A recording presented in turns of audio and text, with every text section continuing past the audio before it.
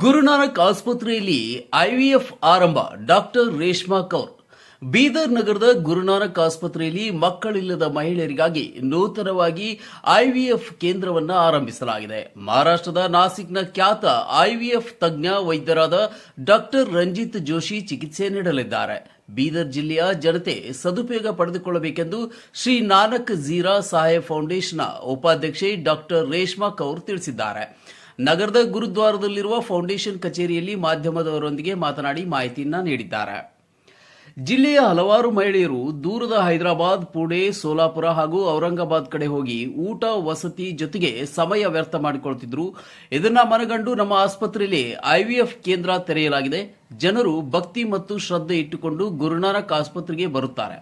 ಉತ್ತಮ ಚಿಕಿತ್ಸೆ ನೀಡುವ ಉದ್ದೇಶದಿಂದ ಈ ಹಿಂದೆ ಕ್ಯಾತ್ ಲ್ಯಾಬ್, ನ್ಯೂರೋ ಸರ್ಜರಿ, ಅತ್ಯಾಧುನಿಕ ಶಸ್ತ್ರಚಿಕಿತ್ಸೆ ಕೇಂದ್ರ ಆರಂಭಿಸಲಾಗಿದೆ. ಐವಿಎಫ್ ಇದು ನಮ್ಮ ಆಸ್ಪತ್ರೆಗೆ ಹೊಸ ಮೈಲುಗಲ್ಲಾಗಿದೆ ಎಂದು ಹೇಳಿದರು.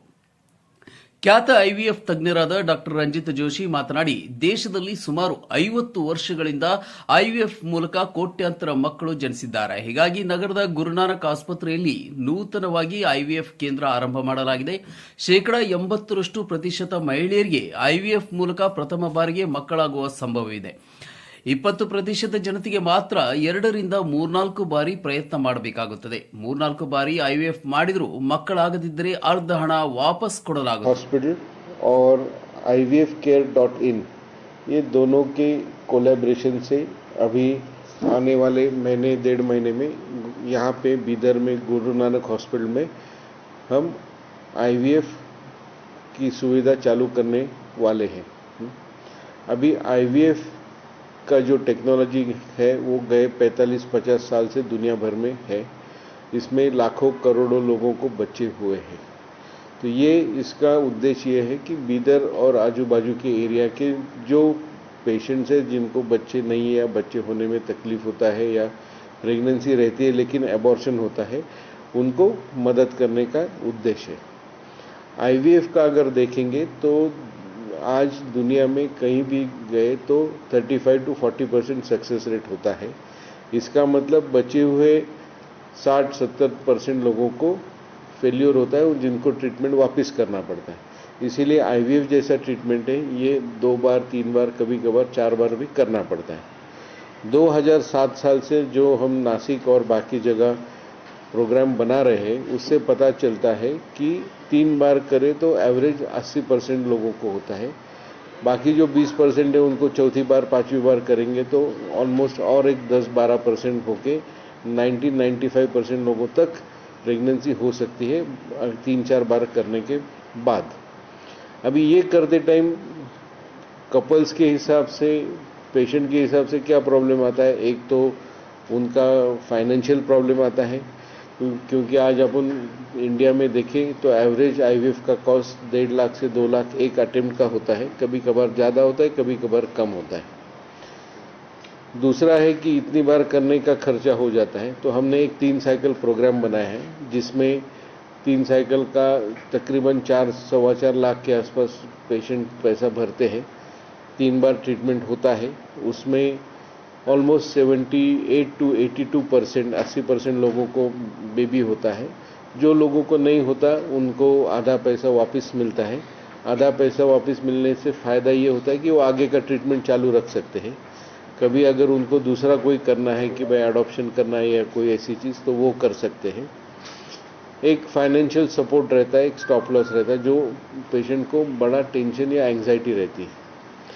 ये प्रोग्राम का दूसरा फ़ायदा है साइकोलॉजिकल फ़ायदा कि जब शुरू से आपको मालूम है कि आप 3 बार करने के लिए तैयार हो तो अगर पहली बार फेल हो जाता है तो आदमी बोलता है ठीक है भाई मेरे पास दूसरा अटेम्प्ट है, तीसरा अटेम्प्ट है. नहीं तो नॉर्मली क्या होता है, एक बार फेल हो गया तो पेशेंट डिमोरलाइज हो जाते हैं और वो डिप्रेशन में बुरे मेंटल स्टेट में रहते हैं. वहाँ से उनको बाहर निकाल के या आके वापस दूसरी बार ट्रीटमेंट करने में टाइम बहुत जाता है. और फर्टिलिटी ऐसा है कि जो औरत के उम्र पे बहुत ज़्यादा निर्भर होता है क्योंकि अपना जो प्रजनन आयुष्य है वो तकरीबन 12-15 साल में शुरू होता है, पीरियड जब चालू होता है तब, और 40 के आसपास ख़त्म होता है. तो ये 25-30 साल ही अपने पास होते हैं. और आजकल के इसमें शादी होते होते 22, 25, 27 साल हो जाते हैं. और 35 के बाद कम होता है, तो तकरीबन टाइम मिलता है अपने को 8-10 साल 12 साल उतना ही, और उसमें वो आईवीएफ तक आने के लिए पहले ट्रीटमेंट, डायग्नोसिस, इन्वेस्टिगेशन में ही 2-4 साल चले जाते हैं, तो टाइम फ्रेम अपने पास कम रहता है।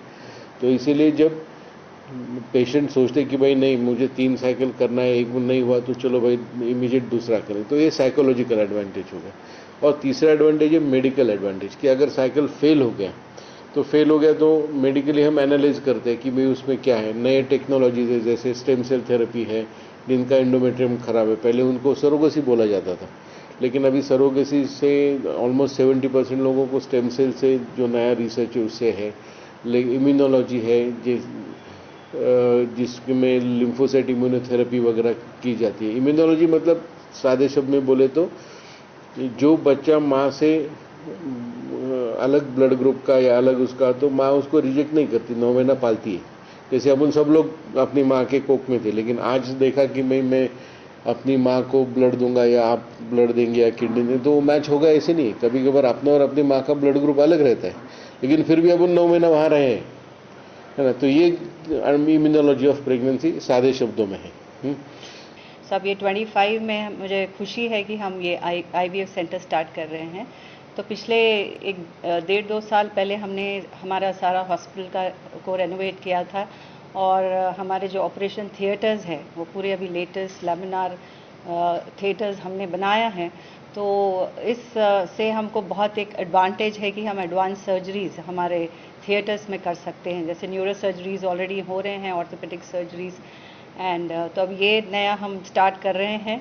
वैसे बिदर में काफ़ी आईवीएफ सेंटर्स होंगे, पर ये I am sure will be very successful, क्योंकि doctor Ranjit Joshi is very very renowned doctor, and जैसे उन्होंने बताया कि वो लंदन प्लस इंडिया में भी काम करते हैं, और इनके सारे जो भी इनके केसेस हैं ऑलमोस्ट बता रहे थे सर कि 80% सक्सेसफुल रेट है।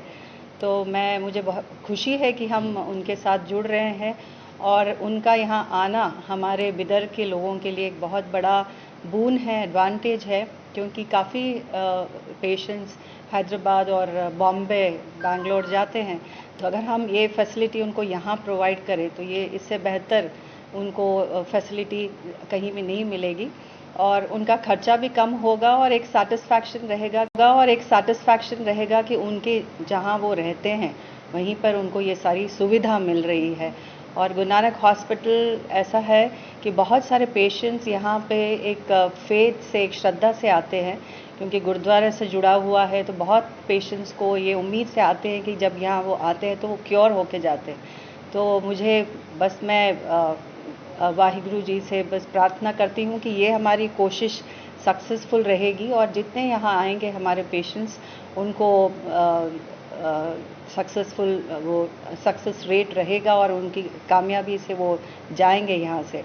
आईवीएफ स्टार्ट करने जा रहे हैं रंजीत जोशी सर के साथ, बिकॉज एज ए टीम जो मैंने आपको बात बताई थी मैटर्स अलॉट, काफ़ी डिफरेंस बनाता है इसके अंदर, क्योंकि हमें जब एक ही पेशेंट्स पे डिफरेंट अप्रोचेस ट्राई करनी पड़ती है, मल्टीपल स्टडीज़ को हमें साथ में लेके चलना पड़ता है, और वहीं जाके जो सक्सेस रेट का जो फिगर है हमारा वो हम रीच कर पाते हैं। सो जो बीदर में हम कर रहे हैं गुरु नानक के साथ, वो है वो सर्विसेज हम प्रोवाइड कर पाएँ बीदर के अंदर, जो कि आपको कहीं और, इसके लिए आपको कहीं और जाने की ज़रूरत नहीं है। जैसे मैडम ने बताया हमारे पास न्यूरो सर्जरी है, यूरो सर्जरी है, गायनिकोलॉजी हमारा सबसे पुराना डिपार्टमेंट है, ओके। और आज हमने एक और स्टेप लिया है उसी डायरेक्शन में विद आईवीएफ, और डेफिनेटली जिस तरीके से हम यहाँ पे काम करेंगे, काफ़ी हमें अपेक्षा है कि जो पेशेंट का सेटिस्फैक्शन है in terms of results, in terms of stress जो कि काफ़ी मायने करता है, और in terms of the other problem जो वो फेस करते हैं, वो हम केटर कर पाएँ।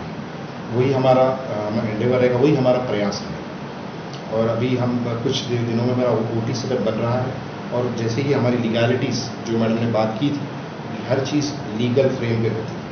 एक सेंटर बनना एक लीगल फ्रेम होता है, जब तक लीगल रिक्वायरमेंट्स में नहीं होगी सेंटर विल नॉट स्टार्ट, जो हम ऑलरेडी प्रोसेस में।